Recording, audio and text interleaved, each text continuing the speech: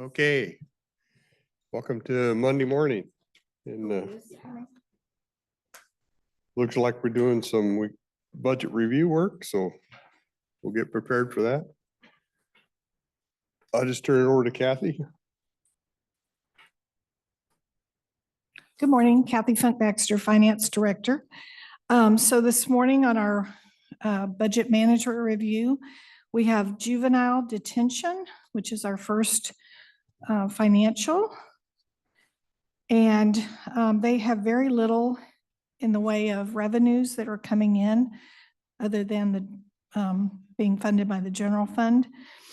So they have, the largest one is their goods and services budgeted at $55,500. They've brought in so far through the beginning of November, $48,536,000. So they're on track for their budget.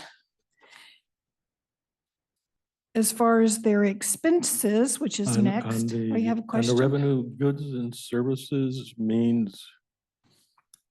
Those are actual charges for services. I'm not sure if they bill. It's kind of like in the adult jail where? Yes. Okay, thank you. Yes. Then they also, on their expenses, their largest expense, of course, is personnel, budgeted at $2,550,772. Their year-to-date actuals is $1,032,396. Based upon a 12-month target, they are below their target for this point in time a little bit because of vacancies that they have, but they also have compensating overtime. Otherwise, they probably would be a lot less compared to budget. So the target, they're below, and they're higher than last year a bit. And so last year at this point in time, they were $1.6 million. And right now they're at $1.9 million on salaries. But I still anticipate they will not exceed their budget for the year. Their supplies are not significant. It's budgeted at $32,000. They're currently at $17,000 actuals. So they're below their target. And then on services, they're budgeted $426,000 basically, and they have actuals of almost $420,000. That one, they're very close to their budgeted target. But I don't anticipate in any of these cases they'll exceed their budget available.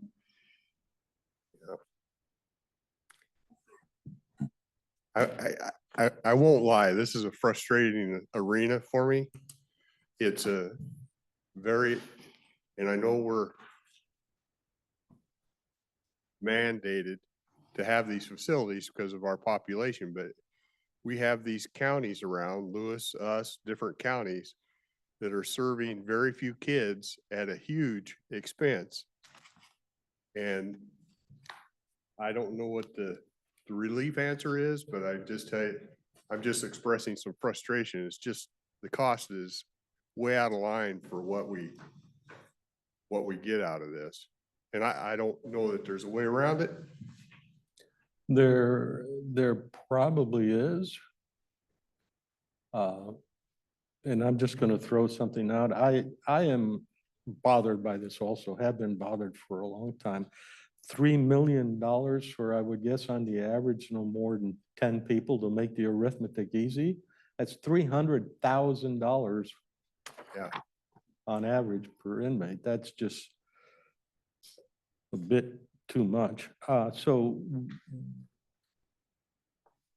one of the things to do is that facility has 64 individual cells, if you will, and it's blockified. We have looked into how difficult or expensive it'd be to parcel it out. How about if we don't just try and part it out? We just build a new 16-person facility. I think it may be worthwhile asking, how much would it cost us to do something like that? And at that point, when we do that, you can turn that facility over to the jail, the main jail, and that would give us a lot of opportunity to handle tough situations. And so how much would it cost us to build it, and how much would this $3 million come down to? Yeah, we need to look at all options. I think that's certainly viable. Another thing I had talked for, May assign that task to somebody new. another thing I talked about there, and it's a little more difficult to work there, but if you look at 3 million, and this is detention, if you look at probation, you're looking at probably another 2.5 million. I haven't looked ahead. Is probation on here? Yep. They're next and they're 2.5 million just in there. Yeah, okay. Budget. So if you look at that, you think for $5 million a year, can we do a better job? I think we can, but it may require doing things like starting from scratch. One of my favorite is you've got to give kids a reason to live, a reason to do something, and being responsible for somebody else or something else really goes a long way. So I'm thinking there are farms out there where with the kind of money the county could buy the farm and fix it up and actually work in a program that's truly rehabilitating at an age where it might make a difference. Anyhow. Yeah. Other options need to be explored because it's just a. Yeah, you had asked us to put together an analysis, Commissioner Mortensen. And so I handed out and I have available for pickup juvenile cost analysis by month and based upon average number of participants. And so we're comparing 2023 to 24. And we did all expenditures, but the all expenditures, I'll note that do not include any facility actual cost. Any of the maintenance for the facility that resides in facilities department. So it's Right. even higher than the numbers. What you see here. Yeah. The numbers look to me like I would need some explanations. But Yeah. So, so for example, for 23, on average, the daily population was anywhere from a low of 5.4 participants to a high of 11.3. So as you said, very, very low numbers in 2023 as far as number of participants. The juvenile department gave me this where total number of beds available. They're saying it's 56 beds available for 4 pods. So just to be sure I understand, no, that for 4 pods should be 64, but They're saying 4 pods at 14 max per pod. I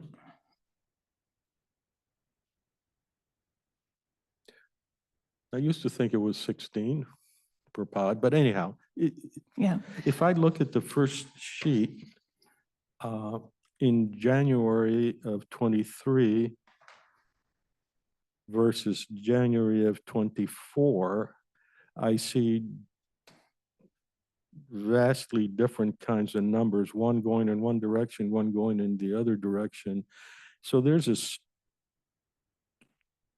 story there. If I look at the first column, the cost per bed, I'm assuming that's a number that will point to me to the number of juveniles. That cost per bed is the 56. It's costing out the entire expenses based upon 56 beds available. Why would we do that? We did that and we also did it by person. We did both analysis so you could see. And January is usually a higher expenditure month because of your internal services being billed.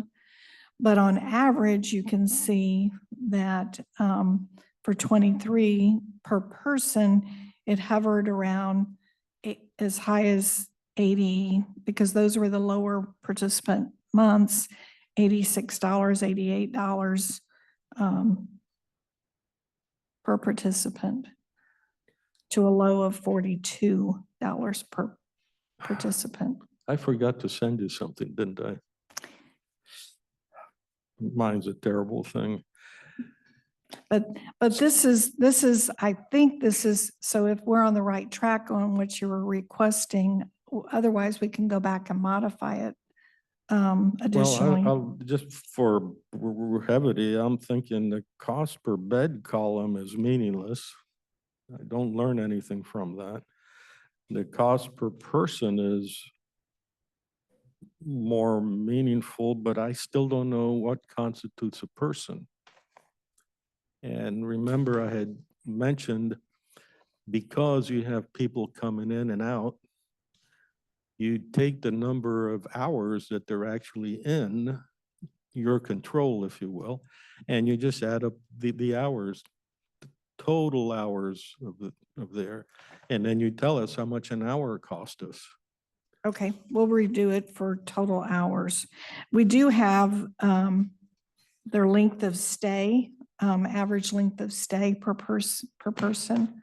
So we'll be able to probably calculate that. Total number of hours. Average length of stay per person doesn't make sense except for repeat offenders. I don't know. It's the information I was provided from juvenile. But I can do total number of hours and recalculate these numbers.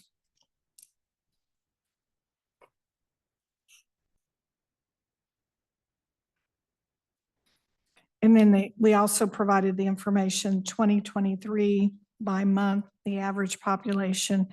And if you'll notice on the last page, we have average population for the months in 2024.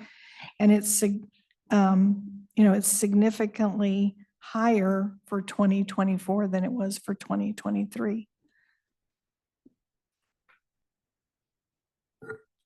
So far this year, based upon 9 months, we're averaging almost 11 participants per month. Of course, we have a couple of low months there.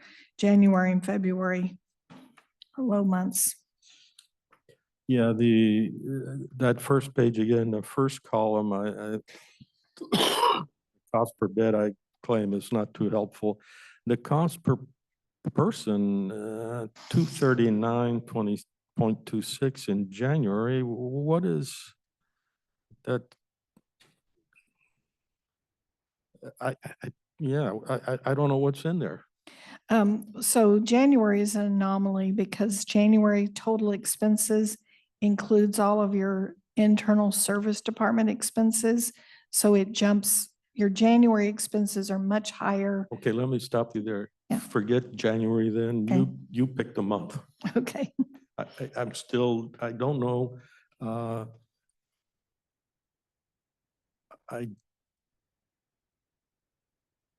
don't know what the cost per person is, what that means. They walk in the door and they cost $63.92. Did they stay a half day, 2 days, whatever? I just, Yeah, we're utilizing the average number of participants for the month, which, like you said, it varies greatly. So Kathy, if you took the average daily population per month and divided it by the expenses for that month, Right, that's Those all we numbers. did. That's This- what these numbers represent. so if we have, so let's say we have 6 people per day. And you said the average day, say in January, is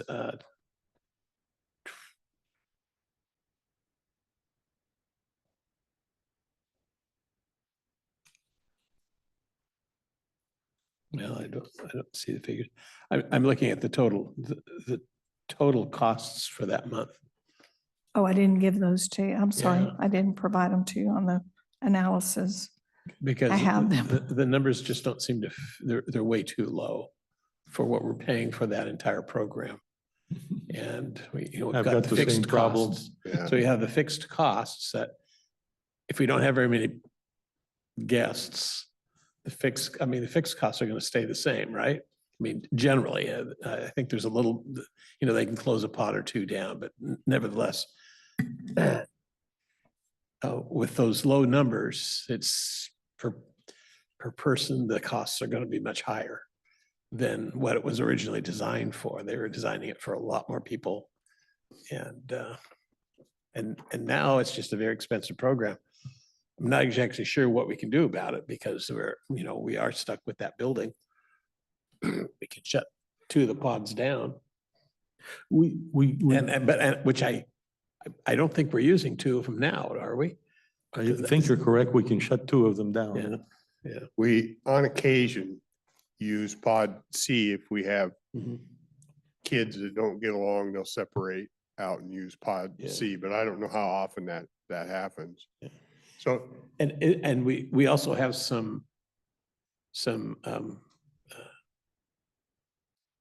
leaky roofs too that are eliminated. I hope we're not putting kids in the areas that are leaking. Because, I don't believe so. yeah. I just Okay. I just try to keep it simple here. In January 2023, we spent, what was that, 31 and 31,500 roughly in wages for that, right? Mhm. And we had on average 6.1 kids. That's over $5,000 per kid. Yeah, I think I'll that's take kind of, this back. yeah. I mean, I think we were doing averages. we've kind of beat it to death here, but it's a super expensive program Yeah. and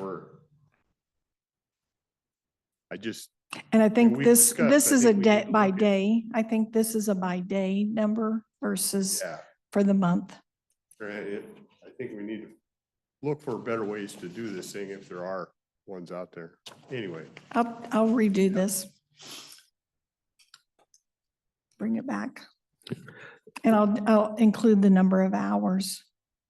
Yeah, I think that's about the only way we're going to be able to, just as an example, if we had the number of hours, then if we are contemplating building another facility, we kind of know the size we need. Now, this way, we don't know what size we actually need. On the juvenile detention one, on page 2, or actually, this is just a quibble. On your first page, you've got the date. But on the other pages, if I lose the paperclip on it, I'm going to lose context. Okay, that's So easy enough. I would recommend always page number if you can at the bottom, along with the date at the bottom also. But that's, Yeah, we can do okay. that. Okay, then we also, as I said, we have juvenile probation, which is the next set of documents. And for revenue, on probation, they have, as far as intergovernmental, which is one of their largest revenue items, they have budgeted 370,157. They've brought in 207,176. This is, it's primarily made up of Department of DSHS, Consolidated Juvenile State Grant. And those reimbursements are done monthly. And so they're going to fluctuate month to month based upon expenses because they're a reimbursement basis. But I don't anticipate, it's showing on my targets of where we should be. That's based upon a 12-month average. And we're behind from billings at least a month or more. So, but I don't anticipate that we won't achieve our budget of 370. Last year, we brought in a total prior year actuals, we brought in 362,000, and we have budgeted 370,000. So do you know why we're behind? Is that because we're not submitting the bills, or No, the it's state is just- just, the state's taking a long time? Yeah, it's just a matter of the month has to be completed, then the next month you prepare the bills and submit them, and then you wait so it could be up to 2 months before you see the revenue come in for that particular month. As far as other revenues that they have, they're pretty miscellaneous. So miscellaneous is their BECCA revenue. It's another state grant, and it's also a reimbursement program. And so that one is also billed monthly. And so we're showing a budget of 133,000. We brought in 73,000 so far. So we're anticipating catching up on those revenues towards the end of the year. So Kathy, BECA is the term used for the legislation dealing with schooling. Right. And That's the originally name it of was it. designed to attack truancy. But they don't put kids in juvie for being truant from school anymore. One of the reasons the numbers have gone down so much. And so I think what is left is the school part. They do conduct school. They have school resources that they get for making available lessons, predominantly online lessons. So yes, I think Beckham might have been the name of a student that was. It was the name of a student. That's what George told me. Other financing sources is budgeted at 139, almost 140,000. And so far 99,000 has been brought in. That's the behavioral health tax where we turn in our reimbursements to be reimbursed for that.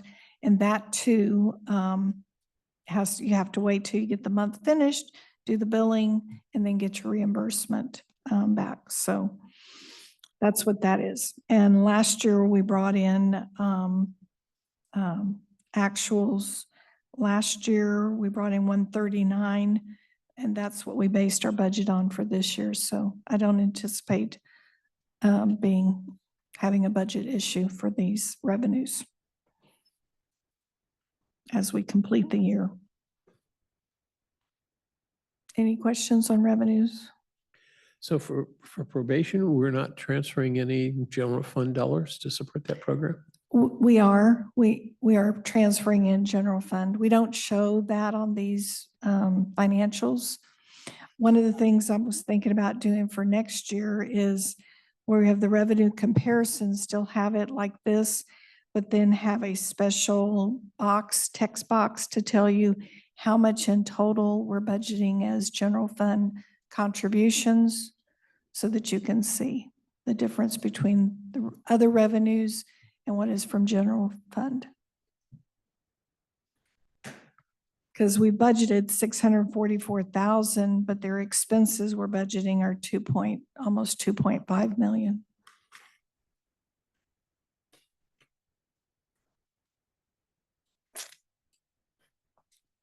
So general fund's contributing over $1 million.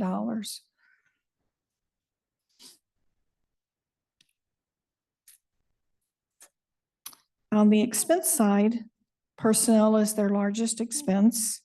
They're budgeted at 1.7 million so far through the first part of November. Their actuals are a little over $1 million, 1,082,000 or 83,000. They're right on target for, they're a little bit below the target based upon a 12-month actuals on the personnel expenses. And that's due to vacancies. Again, they have, according to this, as this point, they have 4 vacancies in juvenile probation. On the supply side, their budget is $19,900. They're pretty much on track with expending all of their supplies for the year. And then on their services, their budget $689,000 approximately, and they've spent $526,000 year to date. They more than likely will be under budget on their services expenditures for the year. Can you flesh out what's in the services and what's in supplies? On services, primarily on the services is their internal billings, their risk management billing, their IT billing, their workers' comp billing, and also their unemployment billing. Those are some fairly large expenditures for this department. And supplies? Supplies, I'm not sure what's in there. Yeah, that would take me back to the detention also. I noticed quite a number for supplies, and I wondered what constitutes supplies. And on their services, let me back up. Their services also include a portion of medical. They share the contract with the corrections, so some of it is their medical on juvenile detention. Isn't a part of that also food? Food, yes, food. Services. Yeah. But on supplies, I can find out for you. Get some more detail. Yeah, normally I would connote population numbers with supplies, and I'm not sure I can see that from one year to the next. And that would be the point at which I begin to say, okay, does this seem like it's rational? And then normally I think of supplies as paper, ink, Office supplies are usually in there, but handcuffs. yeah, I'm not sure. I'll get some more detail on that for you. And we all know the word for handcuffs in Spanish, right? I don't. The same as WIFE in English. In Spanish, handcuff and your wife have the same name, Oh, are called the same thing. Esposa. esposa.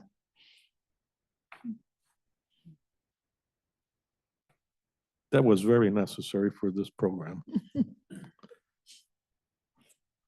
Well, I do know on juvenile detention, like I said, our analysis shows that they actually have more on average participants in 24 than they did in 23 For detention. for detention. Yeah, and I don't have the numbers for probation.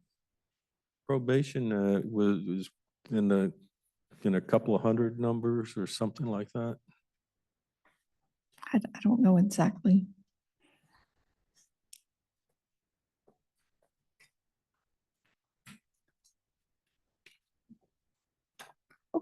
just as a reminder, we take kids from 2 counties in Oregon plus Waukegan Pacific.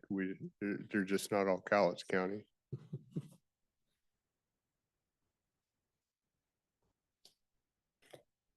Yeah, actually, if you think about it, we're in a good position if we had the legal backing to turn it into a business.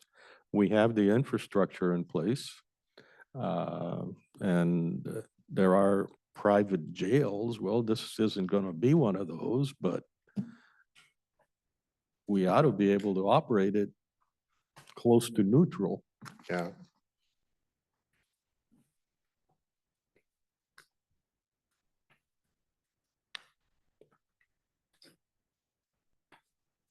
Okay, we're going to do the financials for elections and Carolyn's going to join.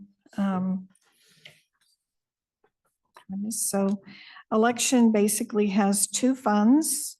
The first one we're going to go over is where they're operating. Hold on. The first one we're going to go over is their operating fund, election reserve, and then I have a capital reserve that Right. is specifically in the law limited to improvements for technology and capital improvements. Improvements could be wholesale, buying a whole new system, right? Absolutely, and I used it to finish our 2020 remodel capital improvements.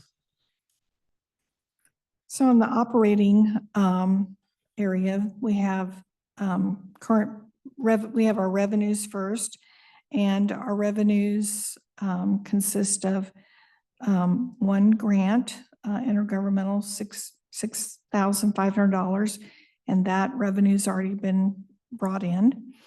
We have goods and services, which is $494,500 for budget, and we brought in $247,537. I believe those are billings for those participating in elections. Yeah, actually, that is one election, which Right. was the presidential primary, was billed entirely to the state. So that one, we don't bill our expenses until the end of the year. So Right. all of our revenue will be received typically in January of the following year, because we have to add up all of our total expenses and allocate it out between elections and voter registration. However, the presidential primary has a timeline on reimbursement and the state pays for it all. So that 250 was for the very So- expensive so- presidential primary. So the 247 is the presidential one. But I'm still surprised. So there's always a lag. The actual number is from the year before and so forth, but you should be pretty close, or was it this year was particularly more election activity? A lot of election activity this year, and costs are astronomical. I've never seen an election cost $250,000 ever. Our typical costs for, say, a general election have historically been average about 150,000.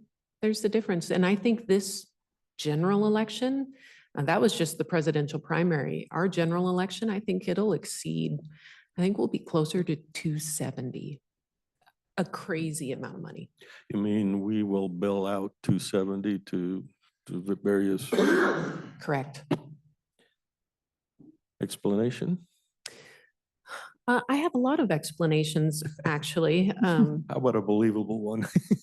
So something Sorry. I wanted to talk to you guys about today was the differences in presidential elections. You know, we go 4 years in between, and a lot of legislation hits us in between. We know that the legislature loves to drop new bills on elections. And there were a lot of things that happened in between 2020 to 2024 that we haven't experienced yet in a presidential election.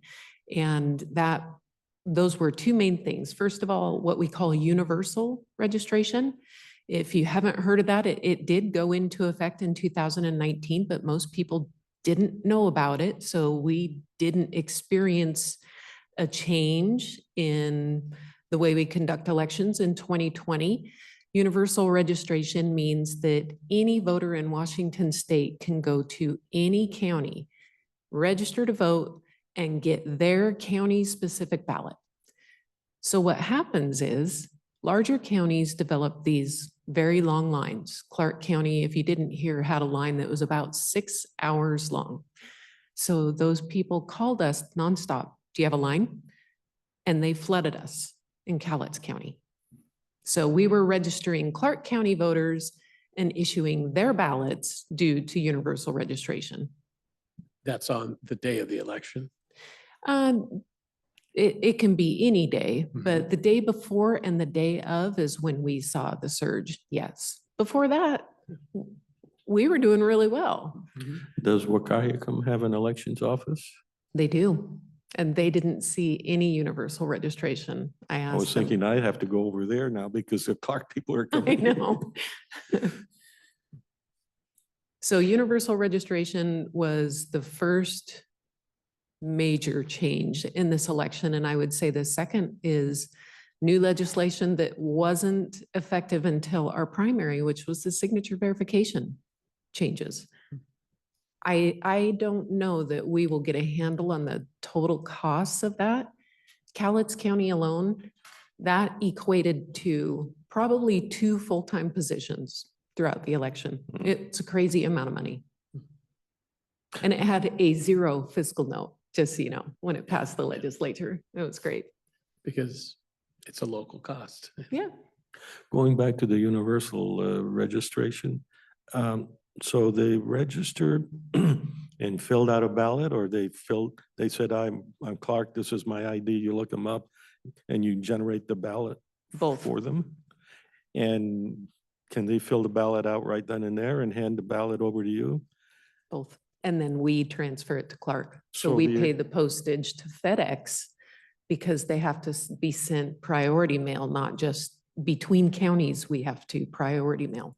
So we're paying, and even though postage is included, we're also paying expedited postage to transfer in between counties to ensure they're on time. Interesting. At what point is it cheaper to just send send somebody from the office down? A courier, Yeah, well, I Yeah. mean, rather than the mails, but we're, if, We're you know, if you sending got a to- huge volume, I would yeah, imagine we're at some sending point. to about 8 different counties Mhm. every day. Mhm. So Clark is the largest, of course, but Mhm. you'll send 1 or 2 to Lewis and If I open the ballot box and I collect ballots, can I see which ones are non-Cowlitz yes. instantly? Most of the time, Lewis is an anomaly. They loved our envelope design so much that they copied it. So we're identical other than the mailing information. So you've got to have a supply of the nearby counties envelopes? No, what happens is we use our envelopes. If they come into Cowlitz County for universal registration, we use our envelopes and then we custom make a label to the front so that it says return to in the proper county. Cool, thank you. I mean, that alone slows down the ballot handling. Absolutely. And especially when there are people that are trying to register in your own county and you saw the lines, they were out the door all the way down to the courtyard. A lot of which were all around the state. They just didn't want to wait in their own lines. Did They we came to make our any office. mistakes with the opening board? Open a Clark County ballot, Oh, I shouldn't have done. no, so the ballot is issued a Clark County ID, and because we have that fantastic envelope sorter, it's one of the things that's not programmed into the sorter. It would immediately kick it out. So that used to be a manual process, but not any longer. One other thing I would mention is even with the media hype and the issues that were occurring with ballot boxes, Cowlitz County still received 77.5% of our ballots in ballot boxes including the one in the lobby. Only 22% were received in the mail, even with everything going on with ballot boxes. As you look into the future, I think you can expect more of that universal registration or just coming out to fill ballots. Clearly, the word has gotten out, and I agree with you. You know the old adage, if you want something to be done, you look around the office and find out who is busier than hell and you assign it to them. Correct. So the only other significant revenue item on their budget is other financing sources, which is a transfer in from the general fund. And that doesn't happen until later in the year, after all of the expenditures and things are closer to the end of the year. So we're anticipating, but this number could change, $475,000 of a transfer in to cover the expenses for elections. And Kathy and I looked back historically, we were trying to figure out what percentage does the county contribute to election costs? And so I went back several years and did the math. The portion that the county paid averaged anywhere from 23% to 35% over the years, depending on the election. So that means as a rule of thumb, if I go to the next page, I look at the bottom line, I'd say about a quarter of it came from the general fund. Correct. So that'll lead us right into the expenses. So the expenses for elections in total expenditure budgets, $1.4 million. And so their largest expense is services, but second largest expense is personnel.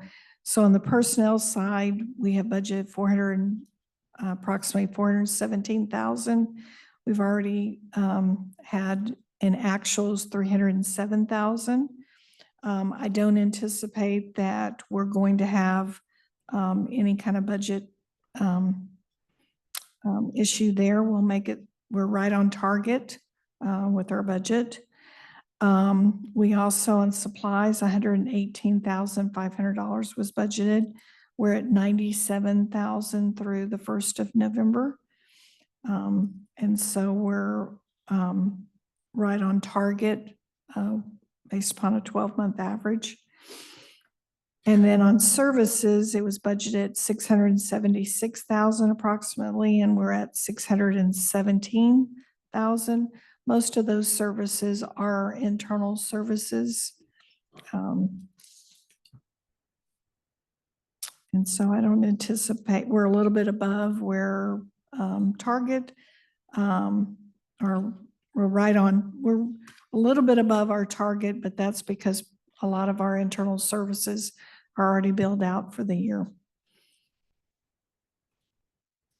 Yeah, they're preloaded at the first of the year, basically. Yeah, pretty loaded at the first of the year.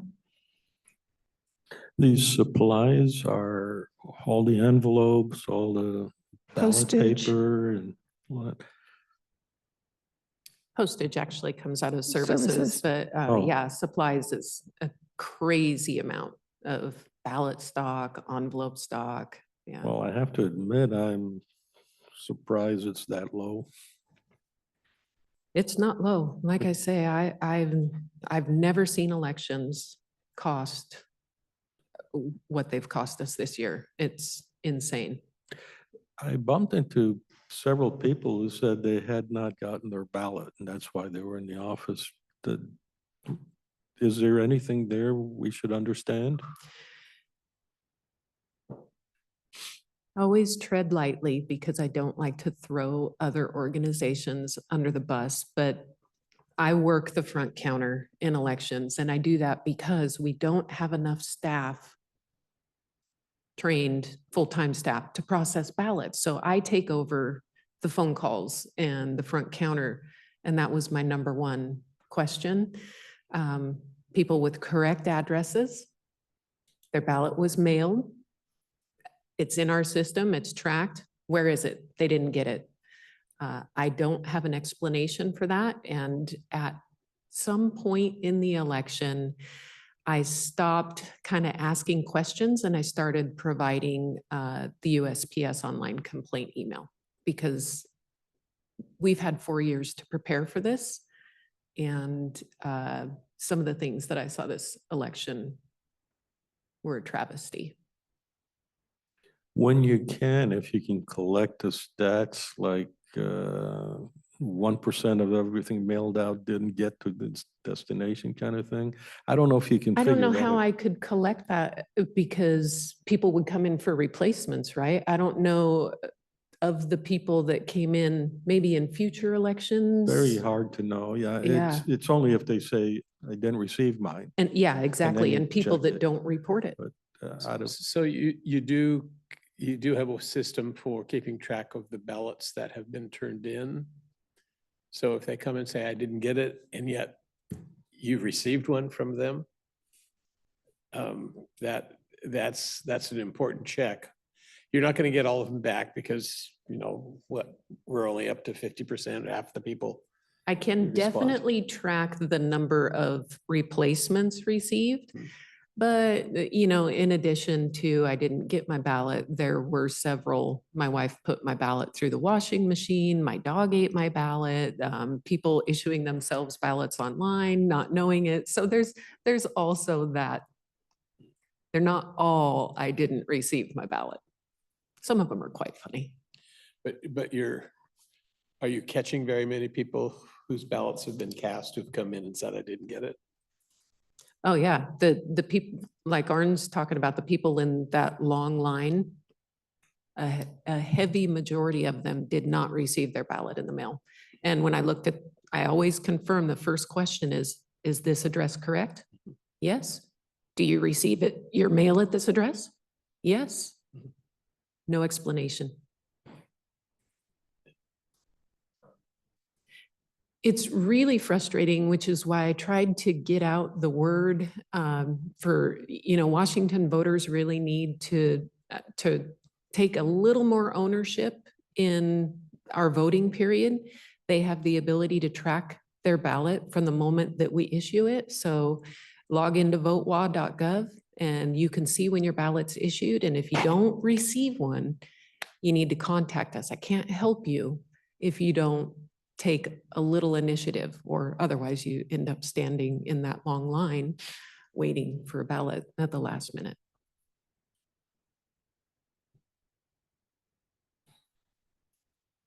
I guess one of the challenges to being vote by mail. No perfect system, but this is definitely one of the challenges. Well, I can't help it. I'm curious. Sometimes you have very few items on a ballot. It fits on one short page. But now somebody from another county comes and they have so what's the largest length paper? How do you deal with all that? So our largest ballot style is an 11 by 17.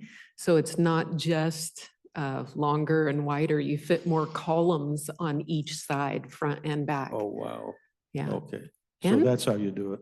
And this ballot, everything is according to statute. We place the issues on the ballot according to statute, and we know that all the initiatives appear first prior to president. So we saw that president, first you have your column of instructions, and then you've got 2 full columns of initiatives. So president was literally on the 3rd column, kind of lower on the right. People couldn't find it. People threw it away, came in and said, that was my local ballot. I want my presidential ballot. We don't have a separate ballot. So let's look at it again. You only get one ballot. Every ballot that you receive will always be a consolidated ballot in Washington state. It will have all races for that election. I know this is out of your control, but it bothers me that people treat the ballot with such callousness, disregard. I wonder what would happen if they got one ballot and only one ballot. We can mail it to you, or you can come and pick it Mm. up. I'm sure I'd get fewer love notes. There were some very interesting ones this election. But behavior wise was much better than the last election. So much better. Yeah. Yeah, it really makes a difference to have a presence. I've heard you say it before. All it takes is a presence, and it doesn't need to be super close. It just keeps people in check because tensions are high. It was an important election, but it made all the difference in the world.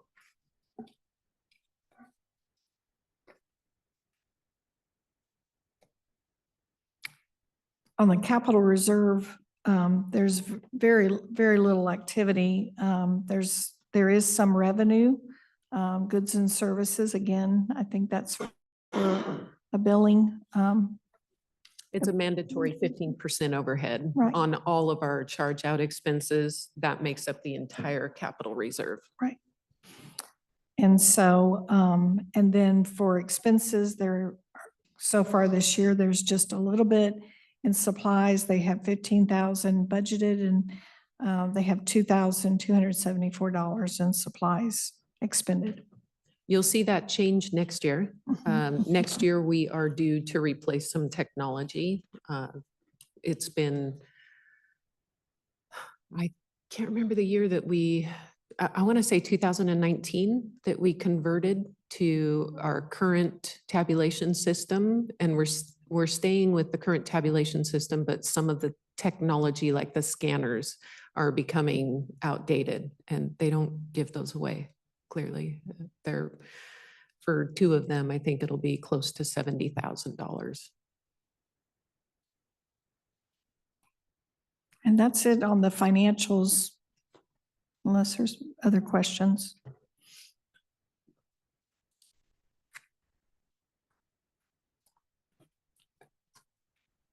Okay, I'll add one more thing with the signature verification statute changes. We ended up with currently, and we have until the 26th to certify the election, but currently we have about 1% of all ballots received that are challenged, 2 positions dedicated to that 1% of voters this election.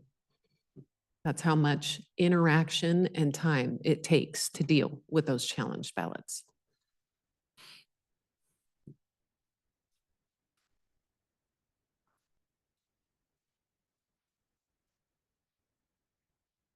So these are people you already have on staff that can't do anything else.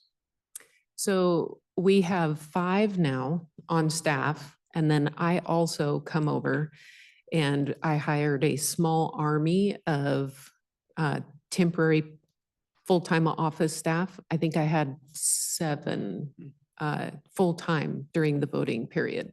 And yeah, 2 people were dedicated simply to making the contact. We have 3 different reviews that we have to do by different people now. So just an amazing amount of work on challenged ballots. It's amazing. It's only 1%. When you think about it. It is. And we just received a big records request on that. So it's still a hot topic for such a very low number. Just out of perspective, if you were a telephone manufacturer or a TV manufacturer, if you got 1% of failure, I went to Costco, I brought my thing home and plugged in, didn't work, you'd be out of business. Mhm. You require fractions of a percent.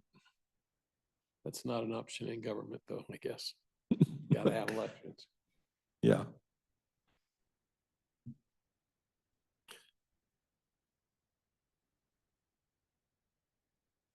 okay, Thank you. thank you.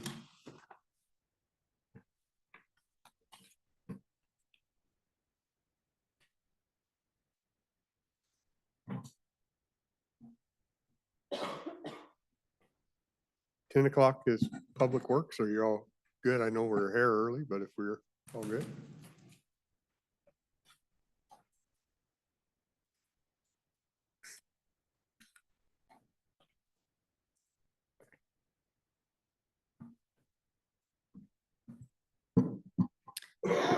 Good morning, Commissioners. Savannah Clement, Public Services. Susan Eugenius was supposed to be up here with Sean this morning. She unfortunately is ill. So I'll have to plead some ignorance on some of these items. But essentially what we're here to do is present our rate proposal for 2025. And we had come and workshop with the board some of our ideas moving forward, and had planned to come last week, and we ran out of time. So we're here today to go over kind of the high level concepts that we've been discussing internally, bringing to the board to kind of get some direction. Rates, I believe, have to be approved on the scheduled December 3rd date. That's correct. So we're really trying to get some good feedback today to bring forward something that the board will consider for approval on that date. You got a lot of documents last, I think it was 2 weeks ago now. So we have a lot of those same documents here today. I'll go ahead and pass it to Sean. So first of all, does everybody still have their handouts from last Wednesday or? Alrighty.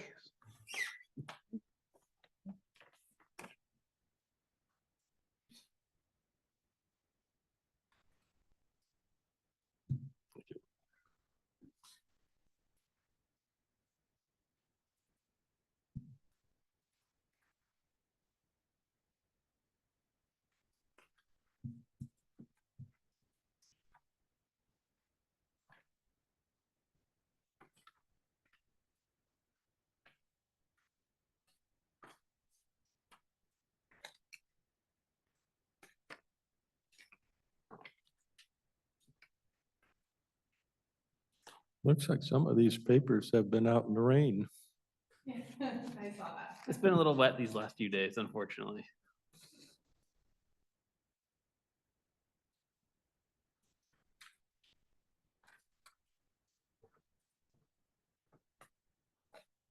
So first, I just wanted to take a little time to review all of our systems with the map here.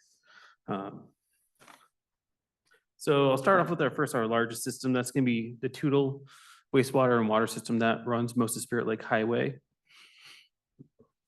That's a system with a little over 900 water users and a little over 415 sewer users. It is sewers from Hall Road east. So that's going to be the Streeters area on the map. North of that, we have the Riverview Drive. It's a small system that's water only that serves about 19 people. We have the Port of Longview sewer system that serves 7 customers. We have the Riderwood system that's both water and sewer. That's just shy of about 300 households there. We have the Camelot system. That's a little over 50 households on that system. That's both sewer and water. And then we have the Ostrander area. Ostrander has approximately 100 connections on that one, and that is sewer only. So as you can tell, we have 7 systems across the county itself. And each one of those systems is very unique on how it was acquired, the age of the system, and the needs of the system.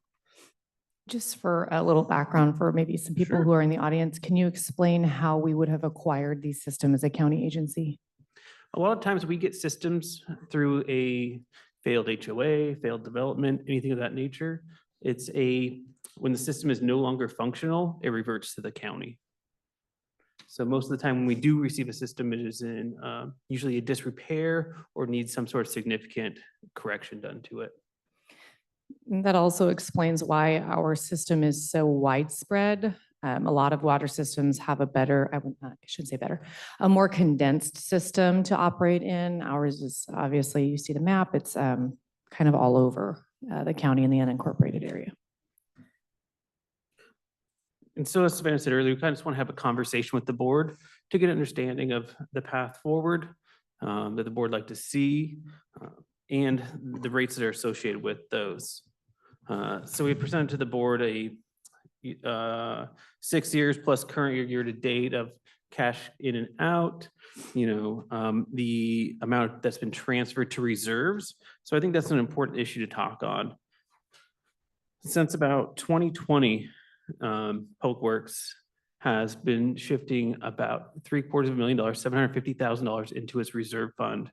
Prior to that, in 2019, there was about $200,000. And prior to 2018 to about 2012, there was no transfer. Most of those dollars that are in the reserve are earmarked for the capital projects that are being partially funded by ARPA, some congressional funding as well. And the remainder of that's going to be our reserve fund. 2023 was an interesting year. We were positive. It was exciting. We had quite a few lien payoffs. So on our sewer side, our sewer only customers, if they decide not to pay the bill, we have two options. File a lien and let it run, or foreclose on the house. Historically, the board had not been supportive of water sewer foreclosing on homes due to unpaid water sewer bills. So they essentially will sit there and accrue interest from the lien until it's going to be paid off. And I think with the housing market changes in 2023, really saw a lot of those lien payoffs that had been sitting there for years in some cases. That's essentially why they would go into a lien status instead of foreclosure. So the property was sold. Correct. Yeah, our longest one, which was a little, I think, just under 19 years. So in 19 years, they never paid their sewer bill is what you're suggesting? That's Correct. correct.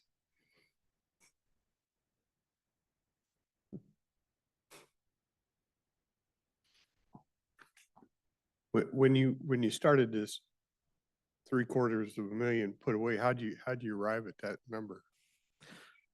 That's a great question. It was, at that point in time, a reasonable estimate of what was needed to replace the system ongoing. Through 2020, through now, we have seen significant increases in construction costs and replacement costs. And so that kind of draws us to another handout that we provided that talks about each of the individual system components, their lives, and the expected replacement costs associated with those. It's the one that starts with capital depreciations on the top. I know you guys have a lot of documents. And so here we just wanted to give a general idea of what the replacement system and the life of the systems are anticipated to be in 2024 dollars. So we do have a mixture of both modern piping as well as AC and concrete piping. AC and concrete piping, for the majority, from what I hear, has not been used since the early 70s, late 60s. So most of that's coming up on end of life as well. If we were to look at our systems, just a quick breakdown of it. If we look at the Tootle system, everything west of Hall Street is going to be more the ductile iron, the modern, while everything east of Hall Road is going to be more of the AC.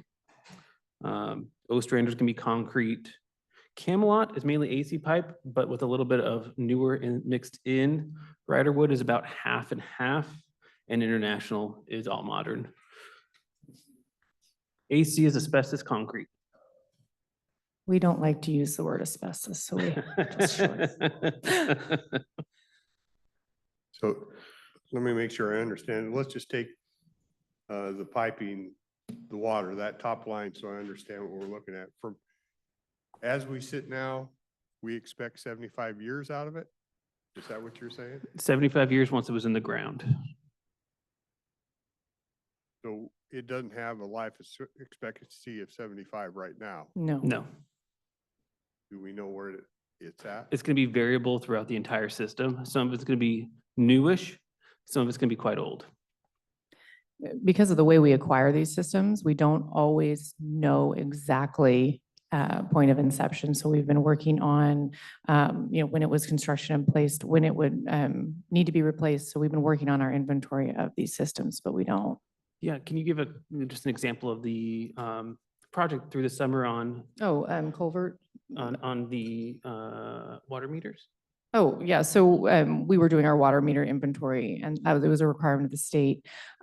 So we had started that during the summer. We finished it, but we were able to inventory all of our meters that could be, have lead and what would need to be replaced in conjunction with our water meter replacement that we requested from the board.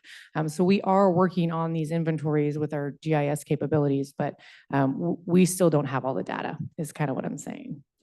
So Okay. basically the replacement is as needed rather than a set time where, On some systems. Yeah. Mhm.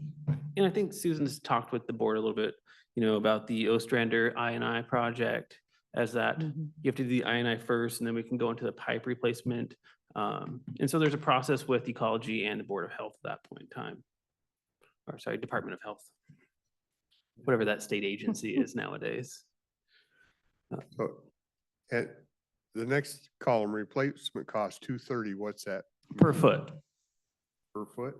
So on piping, we have about water pipe, about 135,000 of modern water pipe, about 46,000 feet of modern sewer pipe. And then we have about 41,000 of older pipe in water and 27,000 in sewer. Now, you see the big difference there because most of the water pipe that's new is going to be a ductile iron, while the sewer is more of a plastic product, either HDPE, PVC, depending on the use case. Okay, and then the 415,533, I'm not sure it's really depreciation. That's how much we should be putting away per year to replace our system over the life of it. But we don't know how much needs to be replaced. It's an educated Right, guess. It's an educated guess at that Stab point. in the dark, right? I wouldn't call it stab in the dark. I'd call it more educated, but it still is an estimate. Because we do have some knowns. Mhm. Not all of our systems are we not sure of, the install date. We do have some information to go off of. But that's how we were determining what our pipes are made out of and the products they're made out of and what their estimated lifespan is, but we don't exactly have, like I said, when they were installed. So 400, if it's $230 per foot, 415, that's over 1,800 feet a year. That would be the annualized replacement value for our entire system. Now, it's not going to be done in an annual year. We'll do a project. They'll do a significant portion of that system at a time. It doesn't make sense to do 1,800 feet at a time. How many feet do we have of pipe? Of water, about 176,000. Sewer, we're close to, I'm doing math in public, 73,000. And that's across all the systems. We have a few pump stations, 2 water, 5 sewers. Our lagoons, those are both at end of life. That's gonna be Riderwood and Ostrander. We have our 1 sewer plant. That's one of our ARPA projects. The revitalizing the Tootle sewer plant. We have the LOS system. That's the large on-site septic system. That's gonna be Camelot, and we are also working on that replacement currently. And then we have a few commercial wells, water plant at Riderwood. We're working on that emergency water plan currently. And then, of course, water meters. We do participate in a few regional plants. That's gonna be Turwa and as well as the Castle Rock Regional Plant. Do these numbers assume that we're handling the entire expense ourselves? That there'll be no other funds available? This number's assuming that. At that point in time, there may be grant dollars, it may be debt. Have It we really ever had depends. an issue getting grant dollars when we've done stuff? I believe the last 2 were debt ran. Yeah, Public Works Trust Fund loans is what we've done since I've been at Public Works. So in the last 7 years, that's our primary funding for water sewer. The Port of Longview sewer system, that was an LID project, a local improvement. And so they paid that through their taxes. so where is that being treated?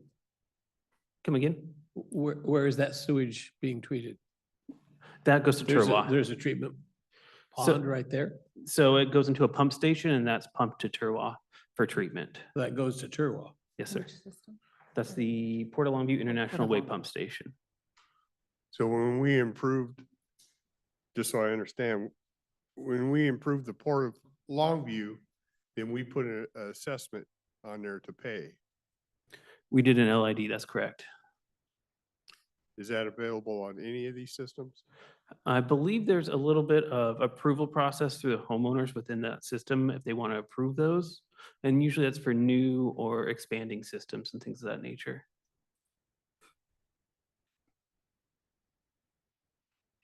Here's the thing that gets me a little nervous. If we put all this money away, then at some point in time, 10 years down the road, we're gonna have a ton of money sitting in a pot. And I know the way governments act. I see it at federal, I see it at state, I see it's happened to you. They've shifted money out of your funds and put it someplace else. Is that possible with water sewer capital 10, reserves? 10, 15 years down the road, who's ever sitting in here sees a pot of money and has a pet project, and these people have paid for some project that has no benefit to them. Yeah, so water sewer as an enterprise fund is a restricted fund. I don't believe there's an opportunity for that to be transferred out. Well, I used to have, there was a restricted fund in the state of Washington. It was ORV's got a percent of the gas tax. It was supposed to be restricted. Well, the legislature came and swiped it twice. Mm. Doesn't matter if it's restricted. If they want it, they'll take it. And I've seen it happen. So it makes me a little, I'm not saying it's a bad idea that you should try and have some muscle when you're ready. I'm just saying, I know the nature of people, and they get greedy and they have a project and they'll fight like heck to get their funds for it. So at the bottom of your chart, you have a grand total of 1.3 million a year Mhm. being set aside. You're not creating a rate that will generate that revenue, No, sir. not anywhere as close. Nowhere close.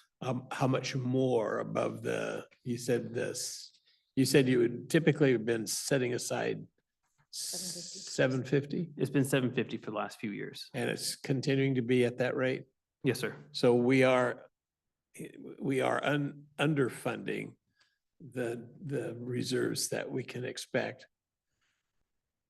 Having said that, though, we know that the expected life is a guess. Yep. And as often as not, the life is extended beyond the time that's available. So those expenses aren't absolute, but it does make sense. You have to have some reason to determine how much reserves you do want to build into the rate structure. And it does make these rates much more expensive than people who live inside cities who have a heck of a lot more people to share the capital costs with.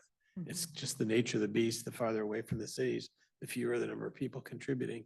And I know you try to operate it as one system for billing. So if you're in the system, you're helping your rural neighbors outside the city limits. But it is, you compare Riderwood sewer and water rates, and they don't they're more expensive than, say, the city of Longview. I mean, it just costs more. I would Yeah. agree with that on the base rates and other things. One of the items we don't have on our sewer side is consumption.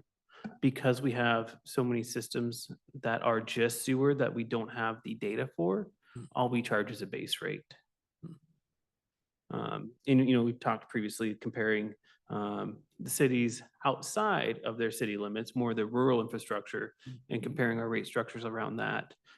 We do fall in the middle for the outside of the more rural areas of the county. Can I go to this page? Yep. Looking at fees for service, they've increased yearly from 2018 on up. Mhm. Is that from rate increases, or are we adding people to these systems, or what's, So that What's is from driving rate that? increases, yeah. that's all Uh, rate increases? Yeah, for perspective, in 2024, we've added 6 connections to the system. That's 3 water and 3 sewer. So we don't adding have to a the significant. system is very minimal Mhm. throughout these years. Operating costs, what's in operating costs? How's that break down? Is there any, Yeah, so for example, this year, we're about 900,000 a few days ago. Of that, about 300,000 of that's us purchasing water to resell. We have supplies of about 95,000. Outside services, about 168. And then our internal and other government is about 350. Okay. Kathy may know this, there's no non-cash items in there, there's no depreciation. or No, when I put reserves this or anything together, I like took that? all the non-cash stuff out. So these are real cash in, cash out numbers. Things that we're actually paying. Yeah.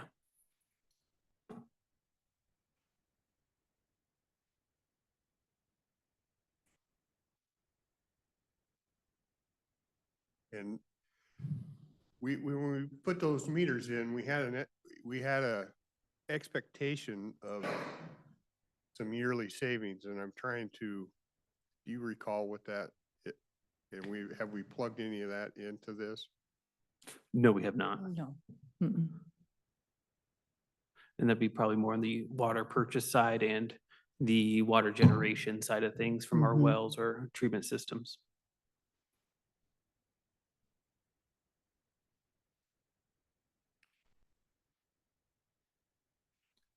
So in the discussion of expenditures, the issue of if we do it this way, we'll save money. Those savings never really show up in a document as savings because it's in the operating costs that the Yeah, savings occur, so you never really see it. But Well, when you budget, it should be able to show some budget differences if we expect lower costs there. Yeah, and I think we'll see that in the future, especially on the water purchases on the Tootle system. As we tighten up those meters and get leaks and any other items addressed at a more timely manner, we'll see those annual costs be reduced over the years. so do you recall what happened in 2020 that caused our total expenses to go down by about $1 million, $1.5 million? I believe there's a COVID. We really, Not $1.5 million. We also didn't have, half of our staff was gone. We, if you recall, we lost a considerable amount of our water sewer staff personnel for, I think it's not feel, it was a 4 to 6 month time frame. I don't think it accounts for that total, but that's part of it. 150,000. Not- And I gave my copy away, so I was going with your number. I like, I missed the decimal, decimal here, decimal there. It was also COVID, so that, Mhm. And we didn't have I don't know if we mentioned this, but historically, we've done 3% increases, I think, since 2018. Mhm. Except for 2020, for the 2021 year, we Correct. had a 0% increase during COVID. people staying at home, more use, things of that nature as well for why we see our fees for service increase as well. How many people do we employ, Sean? We currently have 5 operators. Mhm. In prior years, we did have 4. I forget what year that was. Was that 22? We currently On- also, Around. yeah, around 22, and we currently have our water sewer engineer position open. Vacant. It's been vacant since mid of 2022, June of 22, it's been open. that was Patrick.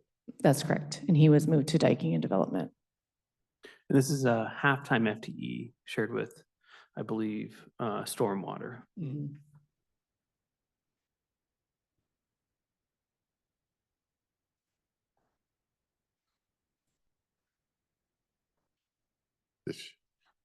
This sheet.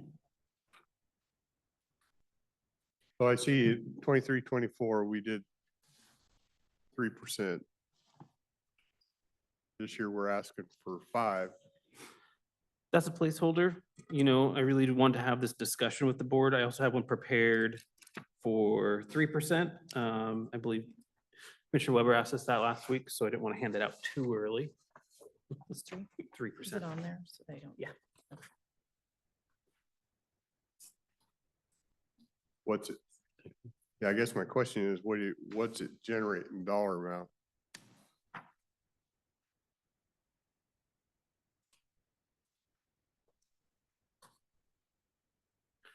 It's not a significant value. I would expect to see about $150,000 of revenues. Between the 5 and the 3? total on the 5.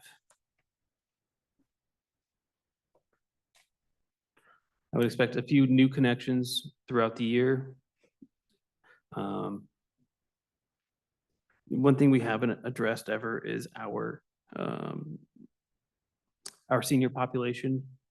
We do have a significant amount of our customer base, which is using the reduced fee structure. I think it's around 30%. So that's another consideration there.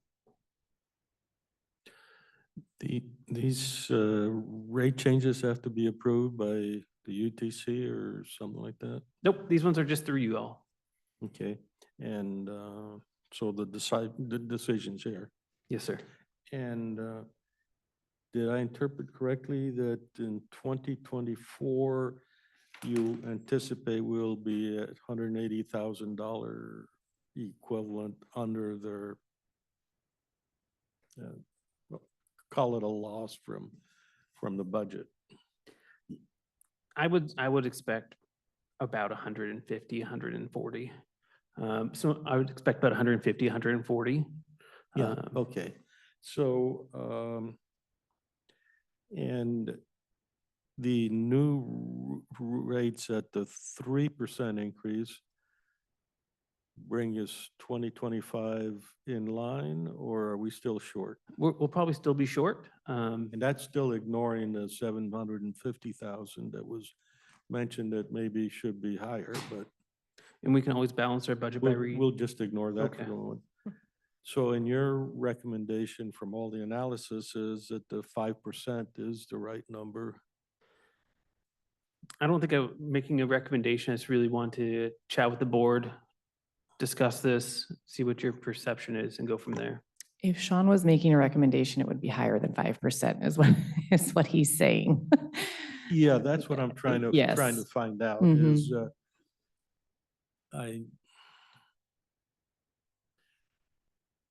so 5% is what you think you can get, is partway to where you think you need to be, but you don't dare go higher. So that means our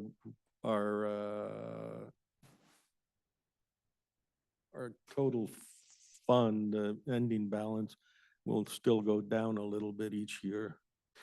And I'm glad you brought that up.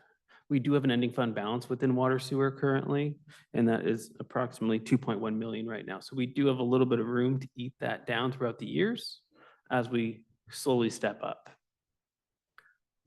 What would be the number, instead of 5%, what would be the number that would do, make it all whole? It was so high, I stopped looking for it. I beg your pardon? It was too high to even continue to look. I didn't think it was a reasonable value, so I stopped at that point. Yeah, but it's not 50%. It'd probably be in the high 20s, low 30s. High 20, low 30. Okay, that's, That's the difficult part. There are some other developments happening on Hall Road. I know we've approved one that was, I think, right after you joined, Mr. Chairman. We had that quite a discussion on that. And that hasn't shown any, that's not been listed for any new connections. I have not seen any new connections come with Okay, that so development that's yet. out there, that's a potential. And we have quite a few developments in Lexington, but Lexington is not handled by the county, even though it's unincorporated. They have the Beacon Hill Sewer and Water District. So that you're getting all the extra connections on that. And I think water service on Coal Creek Road is handled by the city of Longview. Correct. So, and everybody else has to take care of their own sewers. how Out there, how yeah. much is a hookup charge? We call those SDCs, System Development Charges, and they're around $1,900.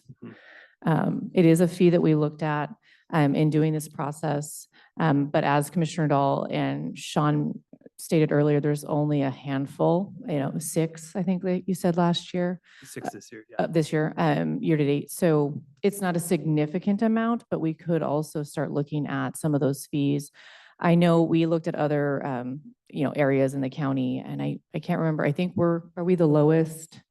We are the lowest on sewer. We are second to lowest on water. And the highest being, The highest is currently Kalama. They're 13.5 on water and 10,000 on sewer from my research. And the number you gave me, the 1,900 is just for the sewer? Yes, it's 1958 for water and sewer independently, Oh, in. each. Oh, each. each, yes. I don't know if this is pertinent at all. When I think about, I try to put myself in the shoes of the public, and ideally I'm out in the country and I have a choice. If I have a choice, it's between hooking up Mhm. or putting in a well and septic. When I look at that, well prices are astoundingly expensive. And sewer systems are not cheap anymore either. I look at that, it would take more than 20 years to, at the current rate. So I think you're a little low on the hookup side. Mhm. I think back in the 90s was when the Tootle system was established. And if I remember correctly, it's a little bit foggy. There was a huge bond issue that was paid off over the course of about 20 years. But it's always been an issue of how high do you put the rates in order to pay off those debts? Because there was intensive development. You can see where the red lines have a lot, a lot of density. That's where the houses are, Yep. almost to urban standards out at Streeters. I mean, pretty close, or they're all right next door to each other. Mhm. Yep. Which is where you get the best cost sharing when you have a lot of people living close together. Correct. But a long line, a single line all by itself, that's pretty expensive because you're not sharing the costs. Yeah, and I think, as we look at the system, we see on the west side of the Tootle system, Town and Timberline there.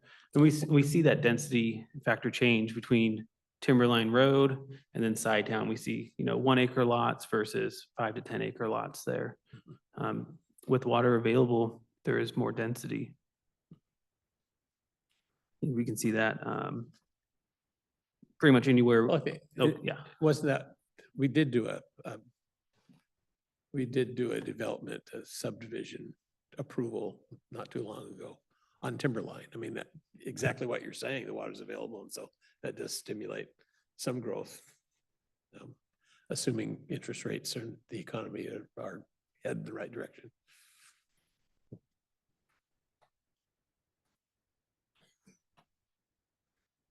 I'm still over here. Sure. 2023, after everything we netted, 158. You Yes, think sir. we're gonna lose about 150 this year? Mhm. What's the $300,000 difference between the years? Great question.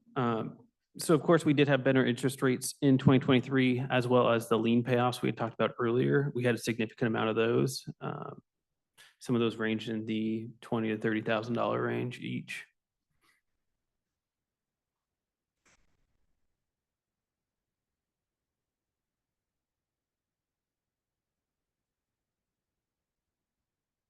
And we think that made like $300,000 worth of difference? Mhm. For lien payoff, and last year it was a great year for those. We are down to, I think, 5 liens left, which is a great number.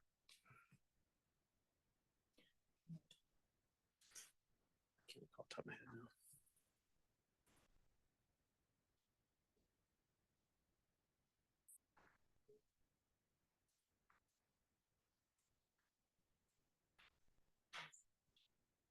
Yeah, that's the actuals.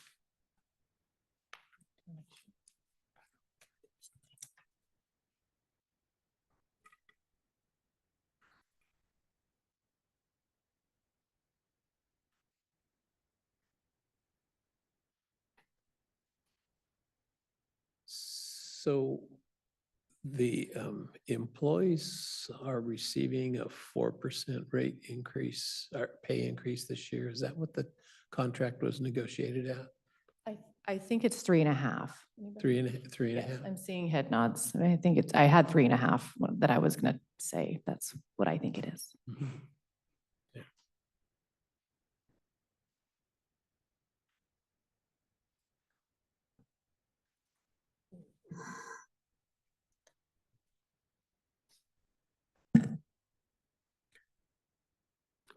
Are y'all wondering where I want to go?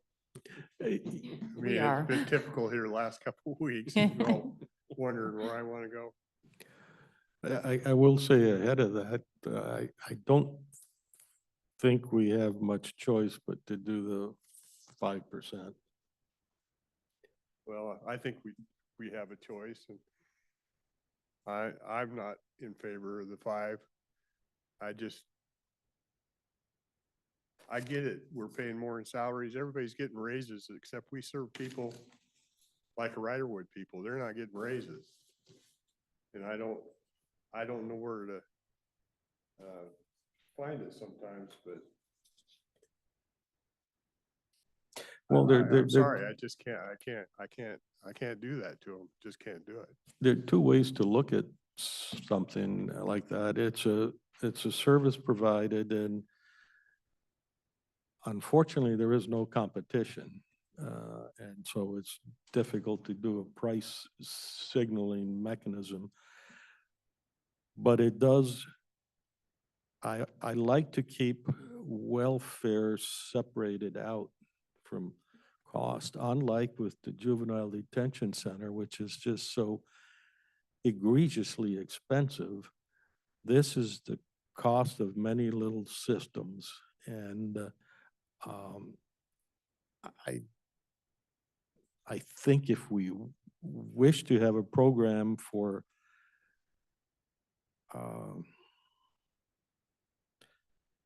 welfare kinds of things, we should do that as a separate program as opposed to encumbering the business. A little bit of the attitude I've had about the landfill. You got to run the landfill like a business. And I think the closer you start operating things like a business and keep it seriously in mind, then the closer you represent the actual costs of things. So you don't end up 20 years down the line saying, wow, look at this detention center. We're paying, $3 million for an average of 10 people. How did we get there? Well, we didn't look at the numbers early enough. We didn't understand it.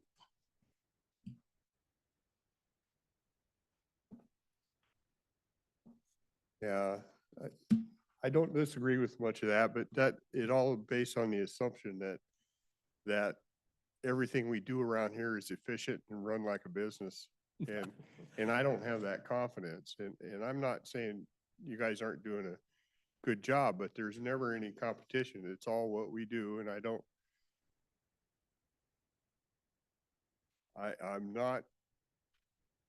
just don't know that we find efficiencies everywhere. I know that of whatever that deficit is, we've made a change in meters that's supposed to save us money, supposed to cut into that and bring that down. And but I don't see any of that referenced in here. So I guess what I'm pushing for is we just need to look harder.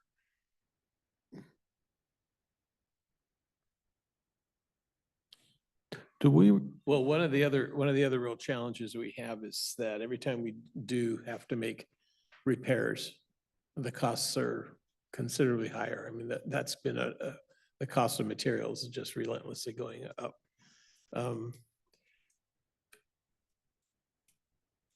Although I do agree, to me, 5% is a little bit too high. 3 may be not quite enough. But I appreciate the fact that you prepared the numbers for us to look at on that. So it's really somewhere between, from my view, somewhere between that 3 and 4% or so, because we need to recognize the money, the rates are lagging a little bit behind, just the cost of replacements, materials. But we do have a customer, a large number of those folks whose incomes aren't very elastic, you know, as you pointed out. But we also have some pretty fine homes along that highway as well. That, I mean, there is a little bit of a difference. So I think there's capacity for a little bit higher rate. And again, last one we want is a double-digit increase. So a little bit each year it makes sense to me. And I've been through that before because it sounded good and the economy seemed good, let's not raise rates, and then it didn't take very long for a double-digit rate increase. That hasn't been the case here, right? We've been at that 3%, but we've done it Since every we've been year, pretty consistently, except for the 1 year with the COVID, I think we skipped. And another element for perspective is if I build a house and I have my own well and septic and they fail, it's on me. And these systems came to us, I think, in an unfortunate, it's unfortunate how it came to us. And I may be incorrect, but I think negatively of whoever constructed those systems because they took a very casual attitude about it because they knew the county would have to pick it up. And I consider that even right from the start as that begins the evil transaction. So is the county obligated to pick up these systems? They are. I mean, That's my it's- understanding, yes. That kind of, yeah. And human nature, they'll do that. And it's frustrating to me that the people that end up paying for that person's, whoever they are, mistake, are people that had nothing to do with it. We don't seem to do a very good job of going after the ones that caused the problem. Well, I think you're correct, although I wouldn't say it that way because we never know for sure. People have bought stuff before thinking they're getting a real deal. So I think we need to be careful about the facts. For example, International Way, that wasn't a failed system. That was an LID where the property owners came to us and we facilitated that. Although I don't understand why they didn't go with the city, which had the system already set up. But I imagine it was a high fee the city was going to charge them for setting it up. So that one isn't. Ostrander was another one that was approved by the county. It wasn't originally a private one because that was part of the development thing. Right. Okay. And then, of course, Streeters, that's the major push for doing the wastewater in Tootle. And so that was done the right way with, working with developers. The county it wasn't a failed system. Camelot definitely was the failed system. Riderwood, arguably the failed system. It was a totally private developed city after Long sold it off. And then the few other little, Riverview and those things. I mean, those were Them, private yeah. ones that we had to acquire. Yeah. So, you guys are touching on all this stuff that I've kind of remember from all previous meetings, how we ended up with these systems and just a food for thought. Could we sell these systems? Could this be sold to a private enterprise? That's just a side note. I think we would love to have to sell them. So, but there is one customer. Now, the people in Riderwood, that's a retirement community. Mhm. 5%, it's going to hurt those guys. It will. You'll take food off the table right there. But over at the Port of Longview, now is the International Way listed here? Is that the Port of Longview pays that bill? Yes. They are rich. Those guys have millions of dollars in profit, like 10 to 15 million a year in the last few years that I've been going to their meetings. And they're charging us a property tax on top of that they don't have to. I'd charge them 50% more and let everybody else go. That's what I would do. Seriously. We They- do charge them more, but not to that Well, it should effect. be a lot more. Yeah. They've got a lot of money. I mean, they are not hurting at all. And all these other people, and I know Camelot, if they're not rich out there. Streeters, you probably got some people out there that could afford this. Like you say, there's some nice houses along the way there.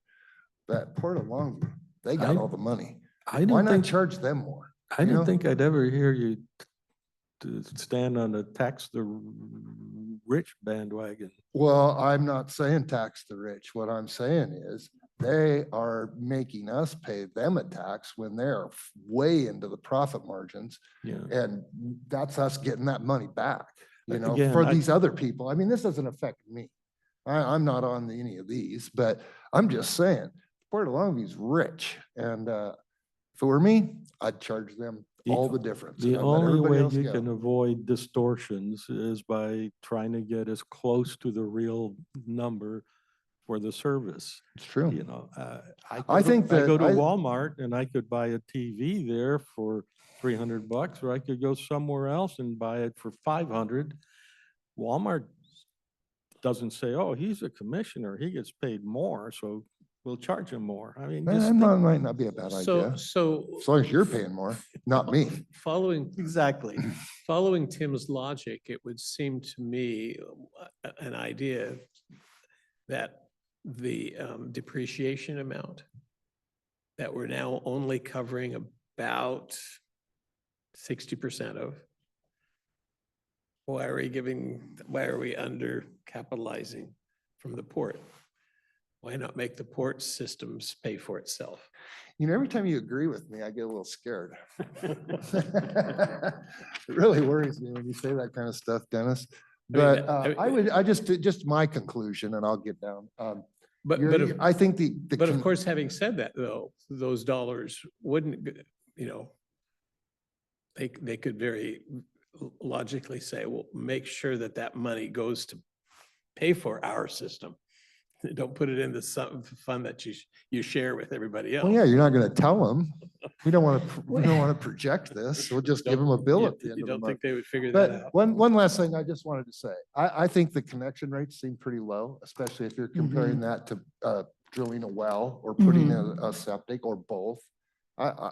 You could probably double those rates and still be a good deal. I think if you're getting a good supply of water and you got it and it's guaranteed, I think you could easily double those rates. I mean, and I'm not for raising rates on stuff, but that's the kind of thing there that's a minimal rate when you're building a whole house. And you Yeah. compare that to a well and a septic, $4,000 for water and sewer, Oh. and that's a deal. I mean, which isn't a bad deal, but if It's you're not a gonna- revolving fee either. It's a one-time. Yeah, and that kind of hookup, I think you could easily raise on that. But to me, everybody out here is hurting except this one spot in the corner, Port of Longview. I'd charge the hell out of those guys. Tim brought up a good point, and I wanted to make sure that I mentioned it. Of our customers, and you'll tell me if I'm wrong, I think 30% are on a reduced rate, so that, that it will be subsidized by the other ratepayers, some of them up to 75% reduced. So, and we do see that in a lot of the areas that, Tim pointed out, most of the higher density.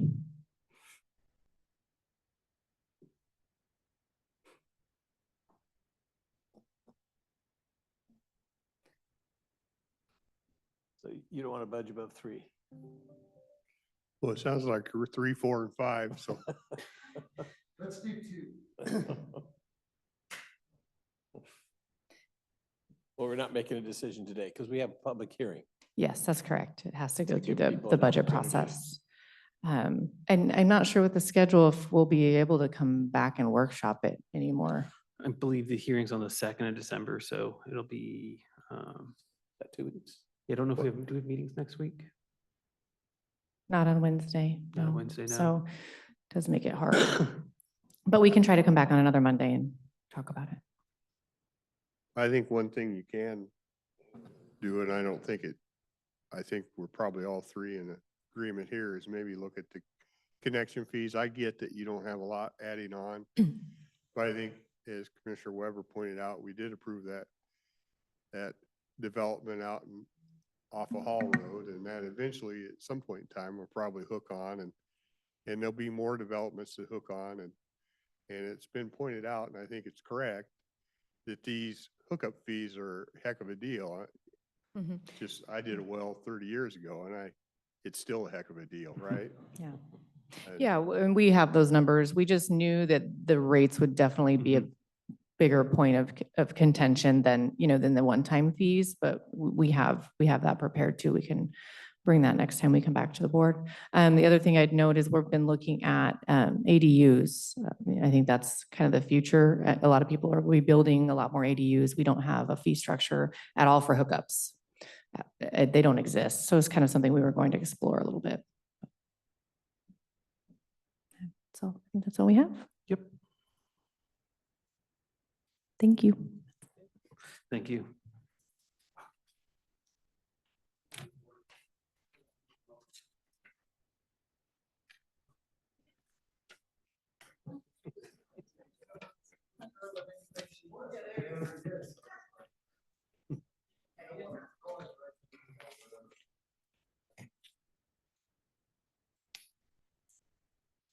So we have HR at 11.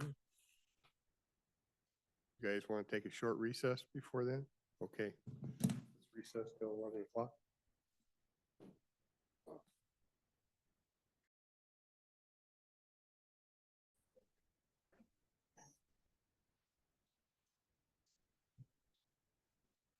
Okay, we're back for 11 o'clock with these human resources. Jessica?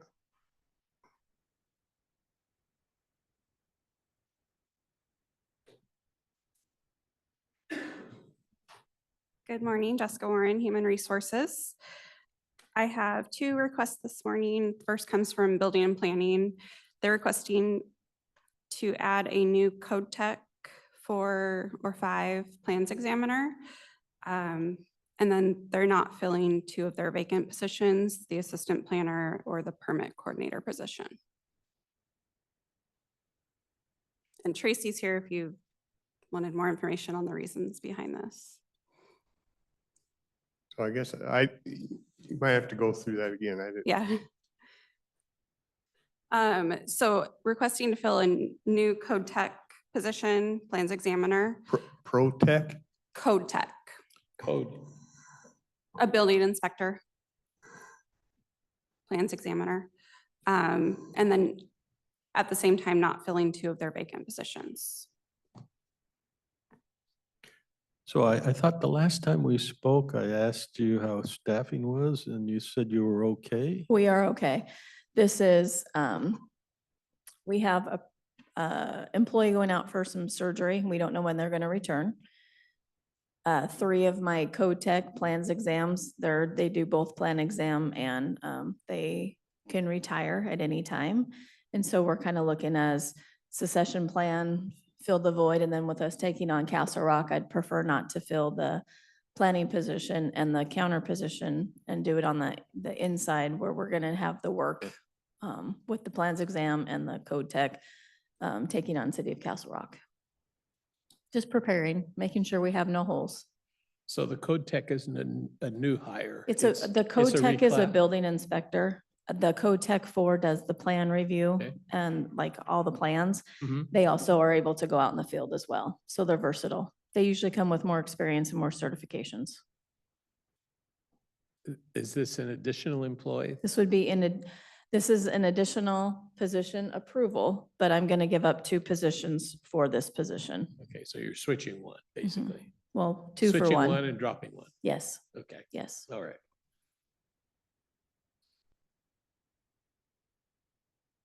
I think that's what we talked about in the exec session, didn't we? Not this one, no. There have been so many proposals recently about changing job classification. Yeah, not this one. This is just in addition to on the building side and not filling a planner. Or maybe I'm it was- okay with that. It was something we discussed. Yes, I am too.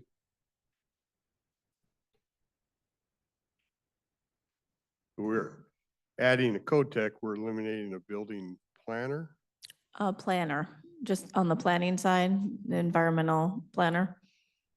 I've not asked to it for it to be filled. And also a desk person. And we have a second building permit, a intake on the permit side.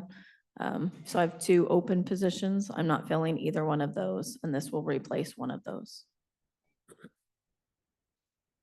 Plenty of budget capacity, less one total FTE. Hopefully even more efficiencies. Do you ever have a line in your, in the office downstairs? We don't Like, have a I want to line. get to the counter, but there are 5 people ahead of me. No, we don't have a line. The way our counter is set up, a lot of times 2 or 3 of the windows are full, but we don't have a line or anybody waiting. Usually if they're waiting just for staff to finish on the phone, then to come down and help a certain individual. 4:45 on Thursdays. No, not very often. No. Just before the. Usually we long get week. them earlier in the morning than later.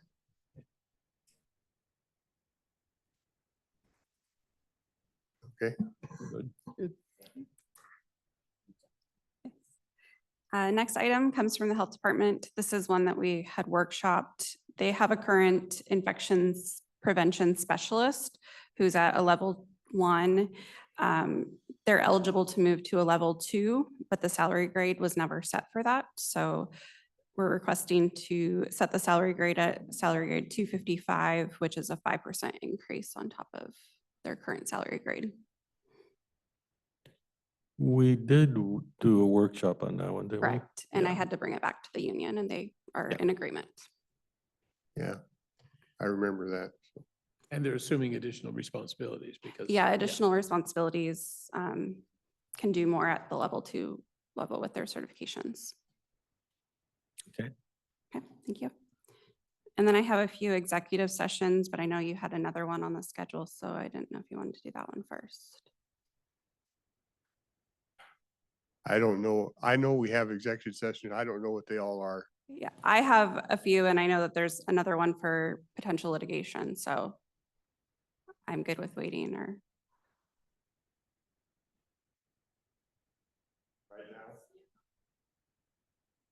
You need to do So that. probably the potential litigation because we have on right at the moment. Mhm. And who's that coming from? Not me. Okay, How much time? time? 10?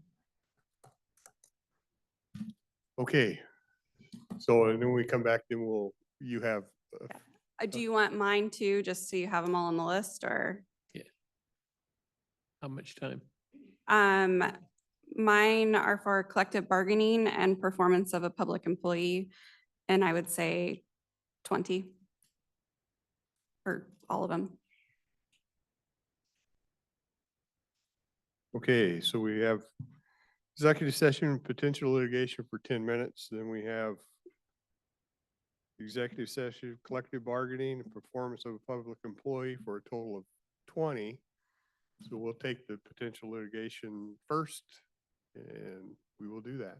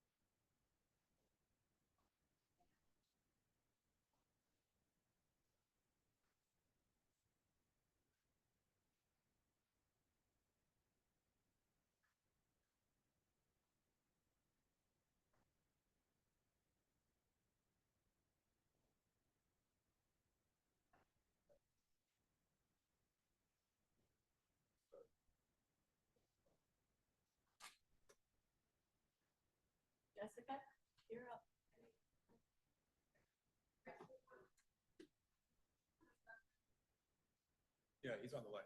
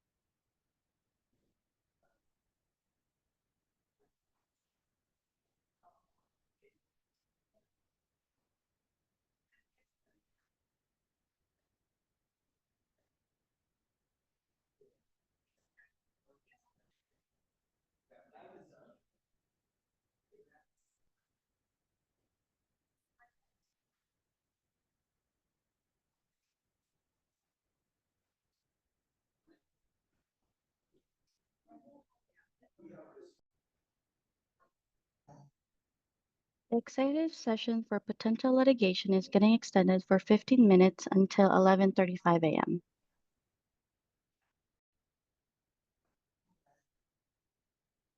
The board is extending the executive session for a period of 5 minutes until 11:40 a.m.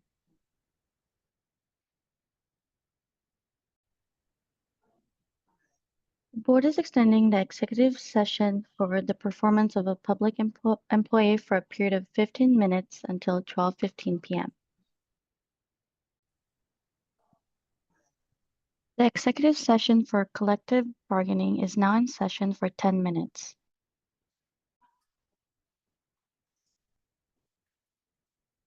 Okay, back from executive session. No decisions were made. I'll turn it over to Jessica.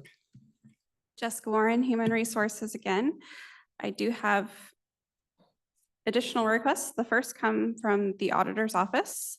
They are requesting to reclassify their staff accountant to salary grade 540, step 1. Okay with it? Okay, Okay. And then the next item from the auditor's office is creating a new position titled payroll administrator at salary grade 565, which is an exempt level position. okay. Also, And then next item comes from the prosecuting attorney's office.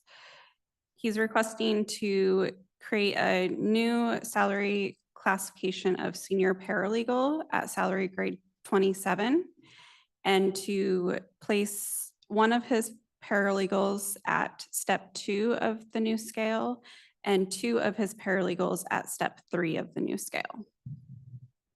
Good with that. and the idea was if those steps were not used, they'd be coming in at below what they're currently making. That makes no sense. Correct, yes. This would give them a little bit of a pay increase. Yeah. Okay. Good. That's all I have today. Thank you. Okay. Anything else for the good of the order? Remember, we will not be here tomorrow or Wednesday, so we'll be back next Monday, actually, yeah.